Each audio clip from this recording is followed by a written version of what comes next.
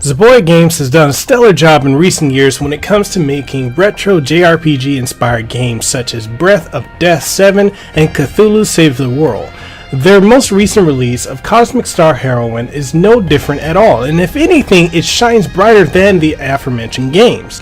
Cosmic Star Heroine is a game that to me is a callback to the days of Phantasy Star and Chrono Trigger in more ways than one, and not only in graphical style but also in gameplay and in its aesthetics. If you grew up in the 90s during the Golden Era of JRPGs on the Super NES, the PC Engine, or the Sega Genesis or Sega CD, then you will find yourself smiling at all the little nuances and touches to the game, from the battle system to the animations to the music and more.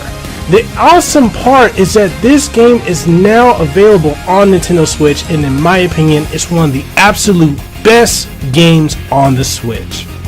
In Cosmic Star Heroine, you star as Alyssa, a special agent operative of the Agency for Peace and Intelligence, API.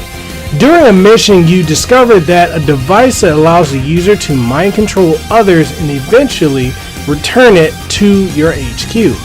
She then comes upon her teammates, and together, after a few missions, they learn that the agency that they work for has ulterior motives for how they plan to use the device, and like any other adventure, it's up to you to uncover the truth behind what is going on and why. The story is told very solidly, without any snags or slow points, and the pacing of the game as a whole is quite snappy, so you'll never feel like you're moving at a snail's pace, especially when it comes to the battle system, which, like I said, is snappy and it definitely is inspired from Chrono Trigger, among others.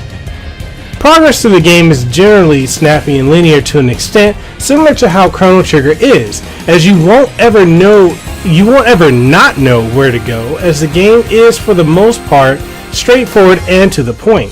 There are some optional dungeons of which you'll find and fight many powerful bosses of which reward you with experience and items and weapons.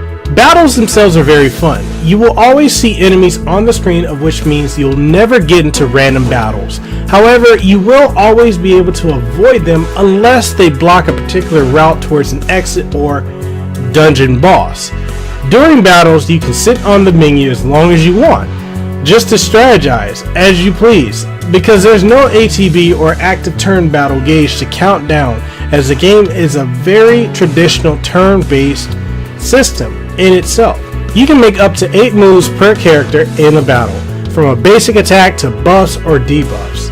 For most characters, each move can only be used once, at which point it becomes inaccessible, and at any point you can rest, which will take up a turn, but in return it will give you back whatever moves that you had previously used. Combining this with the hyper system, where after a certain amount of turns your next attack will end up being more powerful, and the buff system where you can power up your allies for a set number of turns, makes juggling your party to maximize damage extremely crucial. There is also the style system, and where the more variety there are in your moves, then the higher a character's style eventually gets, of which will increase their damage output.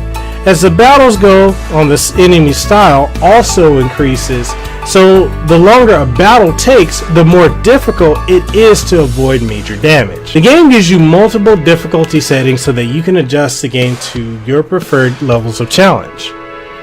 And you're also rewarded if you're able to beat the very first encounter on the hardest difficulty, and that is in and of itself no joking matter. Honestly, if you really want a challenge, then you have an option to try it. The best part is that you can save any time that you're not in battle.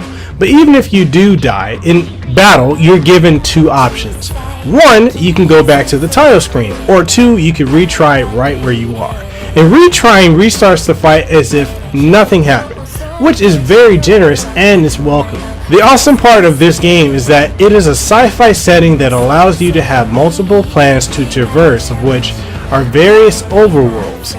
The planets aren't the biggest areas to explore, but there's enough variety visually in each planet to keep things fresh and interesting.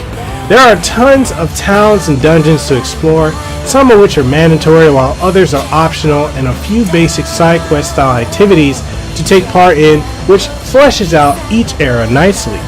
All in all, there's very little negatives when it comes to Cosmic Star Heroine. While yes, the menu navigation could be better overall, comparing various items and equipment when you're in a shop or when equipping characters that aren't currently in your party, all that could be improved. But you know what? Minor annoyances aside, none of that will ruin your overall experience with this game. This game is definitely and highly recommended and is one of my games of the year. Cosmic Star Heroine is Kasanova approved. Go out and buy this right now. And also, shout out to Zeboyd Games for allowing me the opportunity to review such an instantaneous classic.